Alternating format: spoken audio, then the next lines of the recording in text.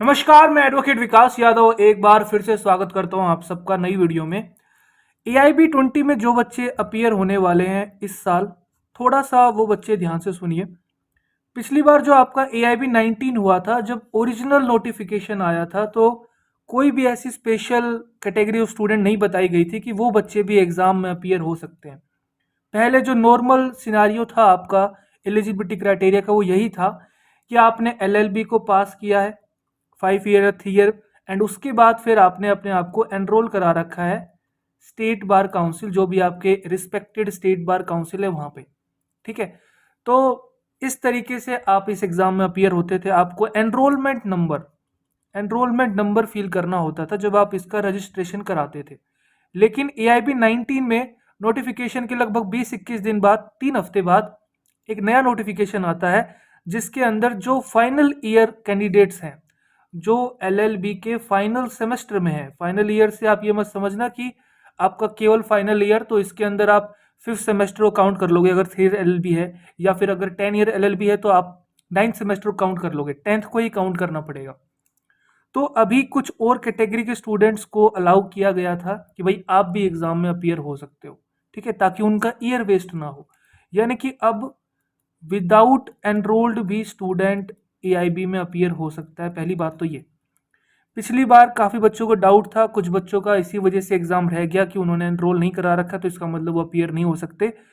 इस वजह से आपके एग्ज़ाम का डेट भी एक्सटेंड किया गया था, क्योंकि इन बच्चों को मौका दिया गया था, अलग से इनका पोर्टल भी जनरेट किया गया था। तो जो इस बार AIB 20 बच्चे होने वाले हैं, तो उन्हें पता होना चाहिए क्या वो एलिजिबल है या नहीं। तो थोड़ा सा आप ध्यान से सुनना। एक जजमेंट आया गया था उसी टाइम सुप्रीम कोर्ट का, जिसके द्वारा ये बताया गया कि अब जो फाइनल सेमेस्टर के स्टूडेंट हैं वो भी अपीयर हो सकते हैं, एंड जिन स्टूडेंट्स ने अपने आप को एनरोल नहीं कराया तो वो भी अपीयर हो सकते हैं।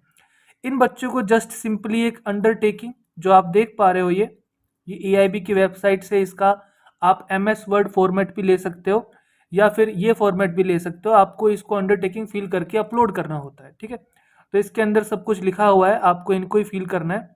एंड जो कैटेगरी ऑफ स्टूडेंट्स हैं जो बिना एनरोल के भी अपीयर हो सकते हैं, तो पहली कैटेगरी स्टूडेंट है I am a final year या final semester law student with only my final semester exam remaining. तो यही वो लाइन में बता रहा था कि अगर आप 3 ईयर LLB कर रहे हो तो आपका 6th सेमेस्टर में होना जरूरी है, एंड अगर आप 5 ईयर LLB कर रहे हो तो आपका 10th सेमेस्टर में होना जरूरी है। यानी 10th सेमेस्टर में अभी आपने एंट्री करी है, एंड बस उसी के एग्जाम आपके देने रह रहे हैं। एंड एक और साथ की साथ कंडीशन है कि आपके प्रीवियस सेमेस्टर में कोई भी बैकलॉग ना हो। अगर किसी बच्चे की बैकलॉग है तो वो अपीयर नहीं हो सकते हैं, सिंपल सी बात है। ठीक है, तो ये एक इस टाइप की कैटेगरी स्टूडेंट्स हैं, तो वो भी अपीयर हो सकते हैं AIB 20 में। क्योंकि इस बार जब नोटिफिकेशन आएगा रजिस्ट्रेशन के लिए, तो मेन नोटिफिकेशन में ये सारी डिटेल्स आपको मिलेंगी। ठीक है, तो आपको अलग से वेट नहीं करना पड़ेगा। दूसरी कैटेगरी के जो स्टूडेंट हैं वो ये हैं, I have completed my final semester exams.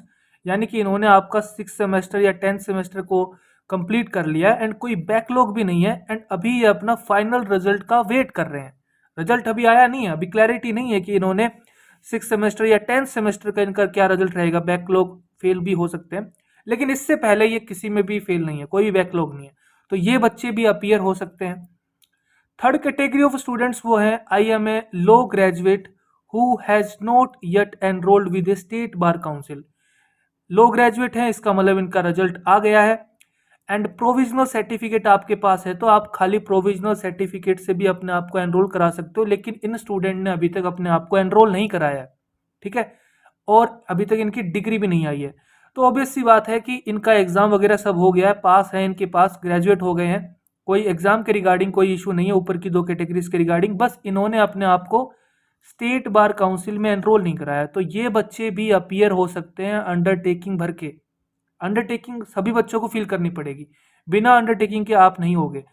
जब अंडरटेकिंग का फायदा तब होगा जब जैसे आपका रिजल्ट पब्लिश होगा, तो उसके बाद आपको विद इन 6 मंथ, ठीक है, रिजल्ट पब्लिश होने के विद इन 6 मंथ, मार्च में लगभग रिजल्ट आता है आपका, मिड में या एंड में, फिर आपको जो भी आपका एनरोलमेंट सर्टिफिकेट है वो अपलोड करना होता है। अगर आप नहीं करोगे तो जो भी आपका रिजल्ट है पास, उसकी मान्यता रद्द हो जाएगी। ठीक है, लास्ट में एक और कैटेगरी के स्टूडेंट्स को बोला गया है कि आई am a law graduate.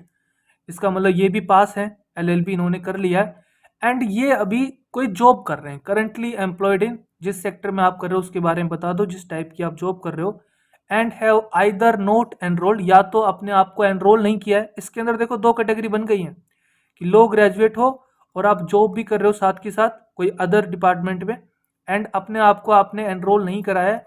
And एक वो स्टूडेंट है कि उसने पहले एनरोल कराया था लेकिन एनरोल कराने के बाद सरेंडर कर दिया, यानी कि उसने अपना एनरोलमेंट कैंसिल कर दिया कि भाई अब मैं फलाना फलाना जॉब कर रहा हूँ, अब मैं प्रैक्टिस नहीं कंटिन्यू करना चाहता हूँ, और surrender my enrolment due to my employment.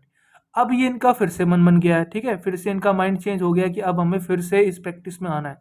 तो ये कह रहे हैं I understand that if I sit for the AIB and pass, अगर मैं इस एग्जाम में अपीयर होता हूँ एंड पास भी हो जाता हूँ, I will be eligible for enrolment for a period of 6 months. I further understand that after this 6 month period, I will be required to reappear for the AIB if I wish to continue practice law.